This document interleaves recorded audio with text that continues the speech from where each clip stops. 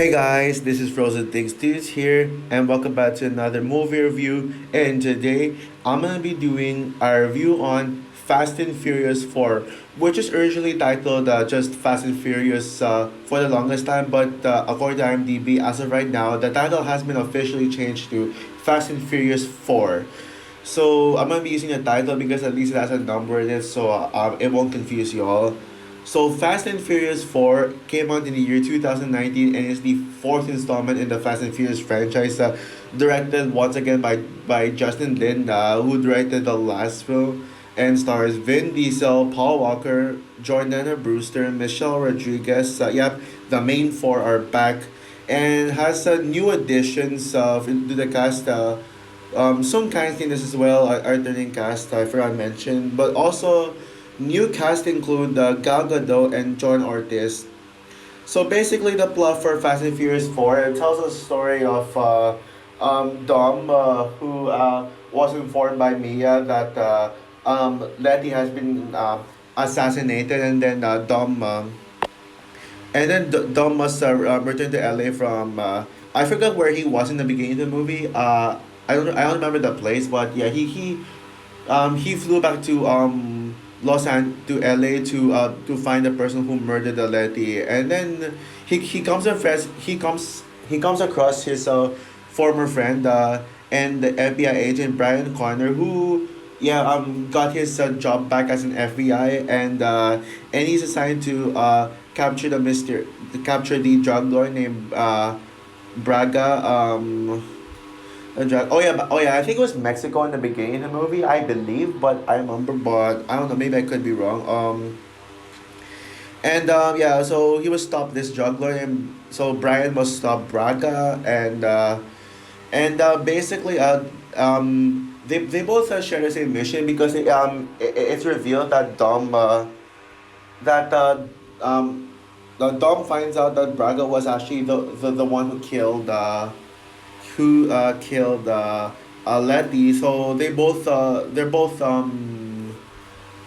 no, they both have the same enemy, and Brian once again dates Mia.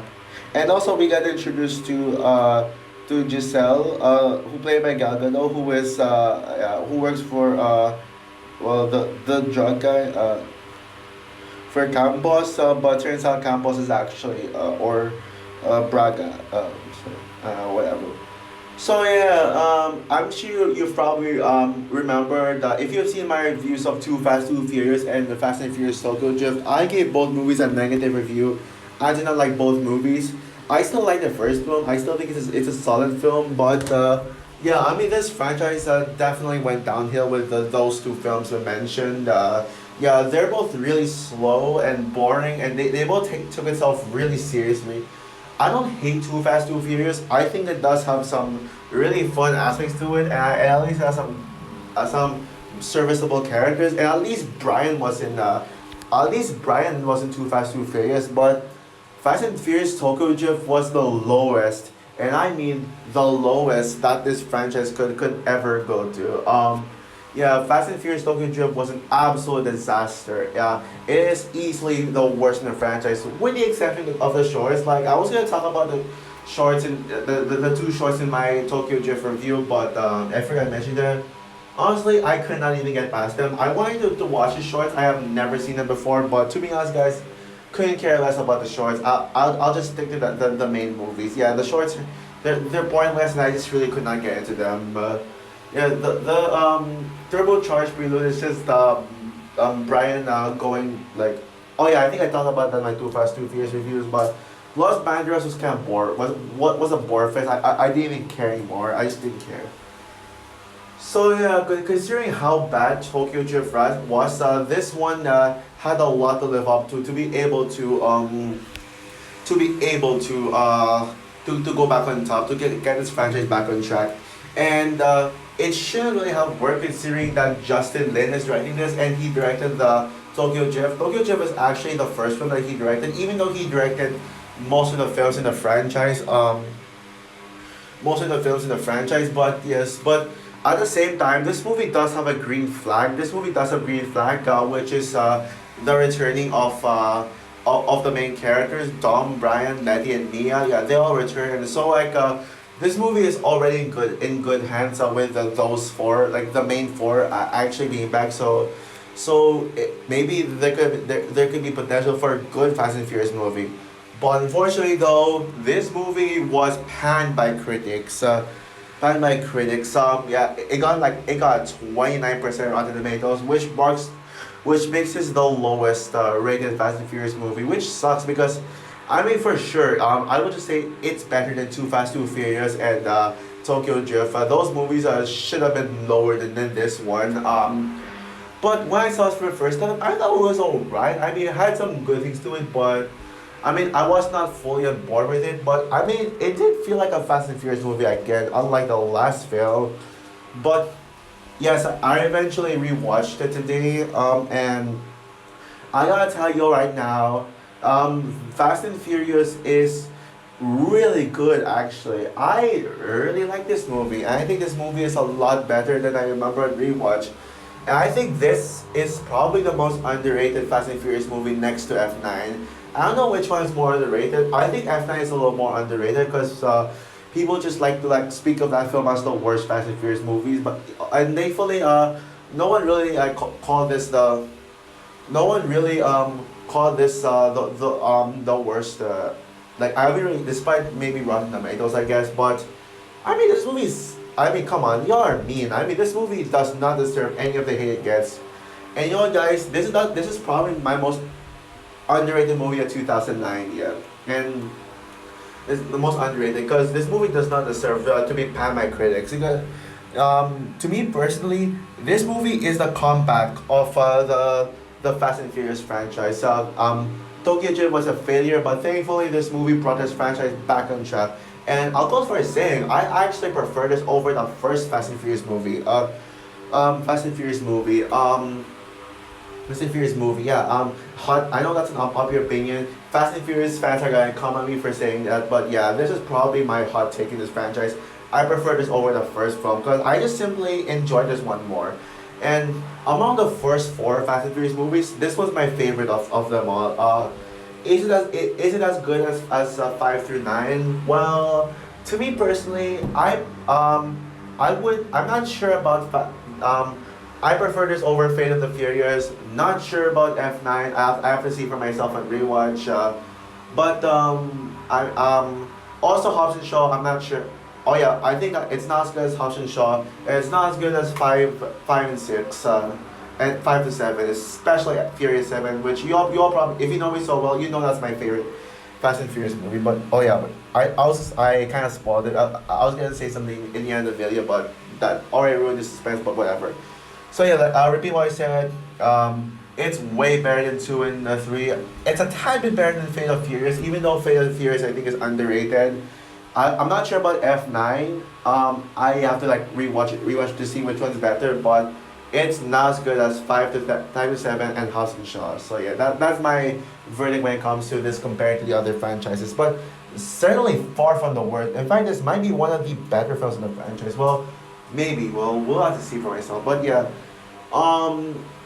now don't get me wrong. This movie is not perfect. Maybe I'll get all my flaws out of the way first before I get to what I actually liked about this movie.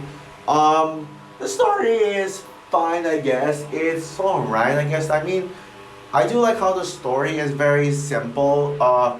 It's a very simple story that doesn't really overcomplicate things. It's a revenge story, and it's a revenge story for Tom and a redemption story for Brian, and they both cross paths to defeat to fight against the same target. Although it is a little thin and it does have a lot of plot holes, especially yeah, there's a lot of plot holes like how did this happen? How did they do that? Yeah, how did they get here? Like how did this happen? Like so yeah, you're left with like scratching your head, like wondering how this happened, how that happened. So yeah, I mean it causes some confusion there, and yeah, there were a lot of plot points that I was so confused, especially how they announced that they killed off Letty. Killed off Letty. Now I know a certain user gonna be like, oh, like how could they kill off Letty in this one? Blah blah blah. killed Letty in this one. Now I didn't really like how Dom just like randomly just got a phone call from me saying Letty's dead.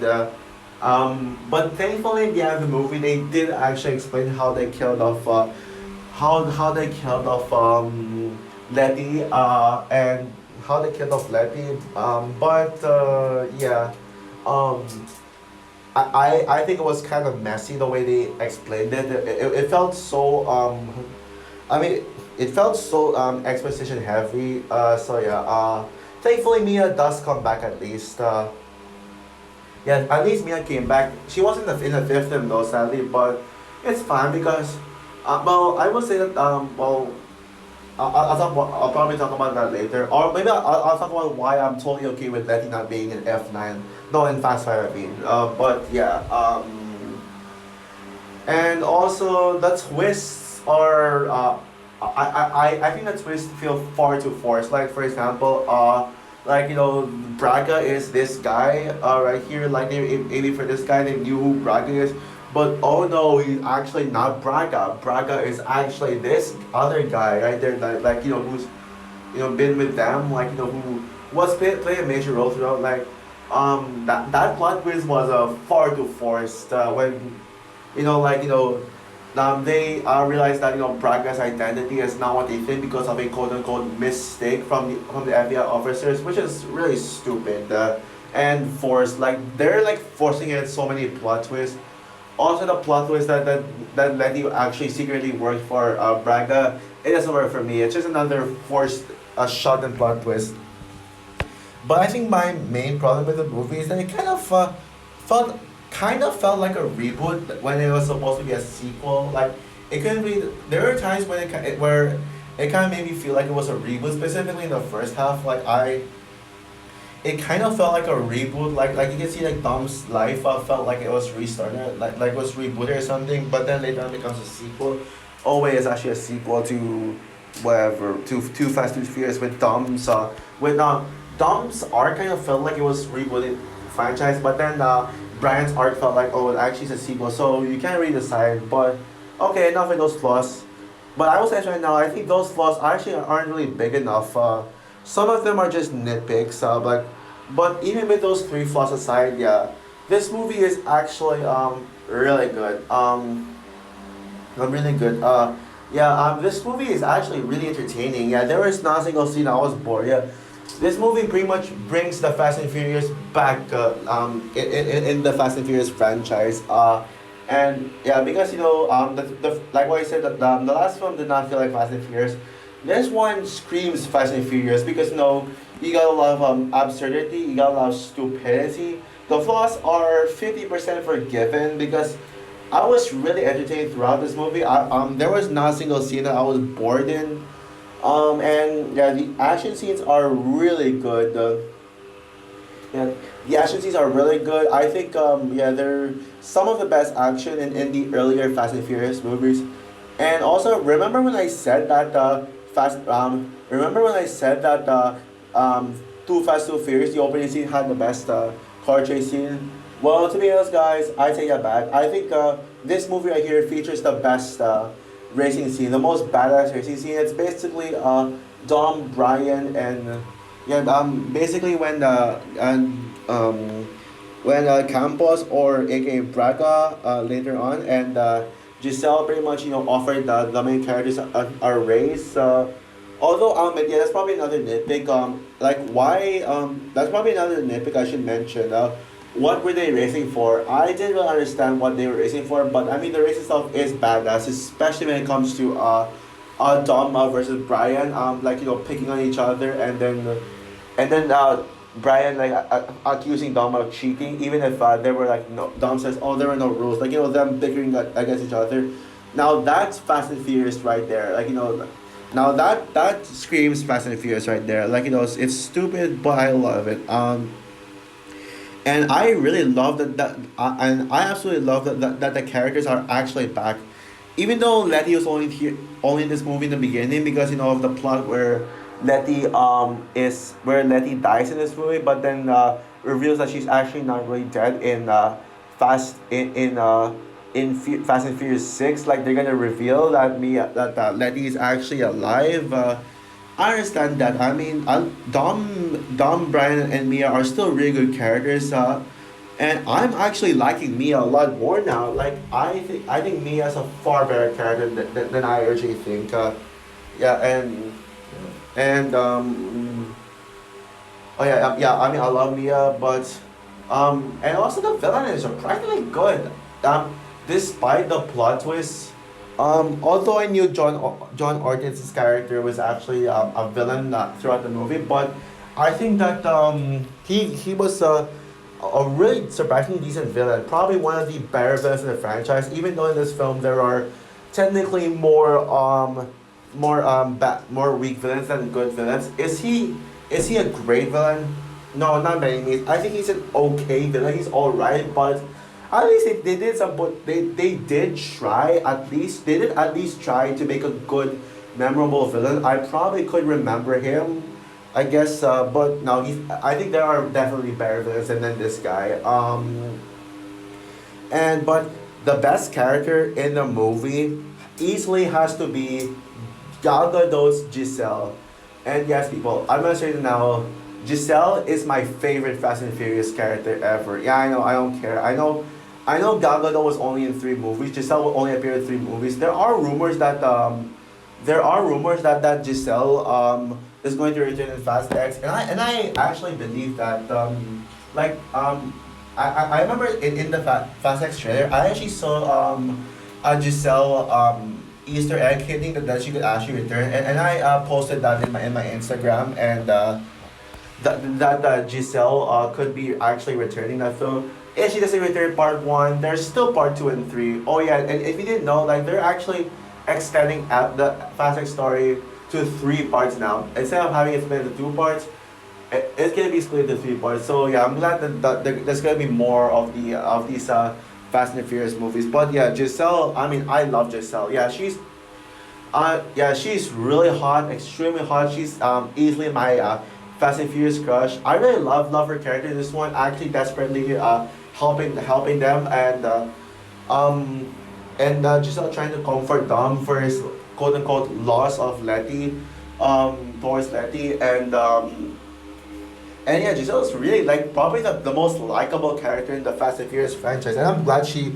returned for two more. And please, yeah, make her return. Yeah, I mean, whatever Fast and Furious movie she return, it'll probably be my favorite. And also, I love Gal Gadot. Like I'm a huge Gal Gadot fan. Wonder Woman is probably my favorite. Is my favorite DC hero.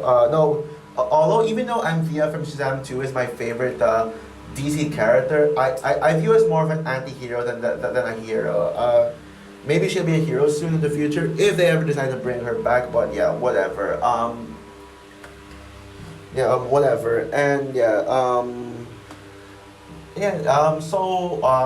love Giselle. So overall, Fast and Furious 4 is the most underrated Fast and Furious film alongside the F9, and pretty much the most underrated movie 2009.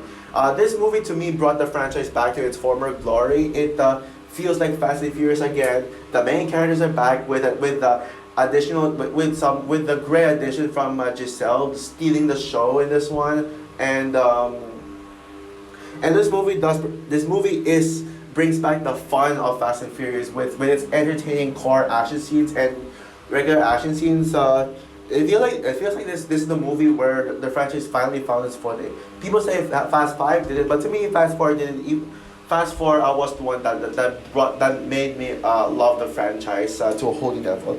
Are there flaws? Yes, but they can be easily forgivable. I think this movie should look back at this movie and give it a chance and just watch it with their brain off, trying to savor the action scenes. They're really fun action scenes, and the fact that we actually get the characters back, and it does feel like a Fast and Furious movie. It does feel like a Fast and Furious movie once again. Yeah. So with that said, I'm gonna give Fast and Furious 4 an 8 out of 10. So also for my review of Fast and Furious 4, what is your opinion on this movie? Do you agree with me that this movie is underrated and this movie is really underrated and does not deserve any of the hate it gets? Or do you not care about this movie just like a lot of people don't? Comment down below, like, subscribe, hit the notification bell, and stay tuned for my review of the fan favorite movie, the franchise Fast 5. But is it actually my favorite Fast and Furious movie? Well, find out in my review tomorrow. So yeah, bye guys.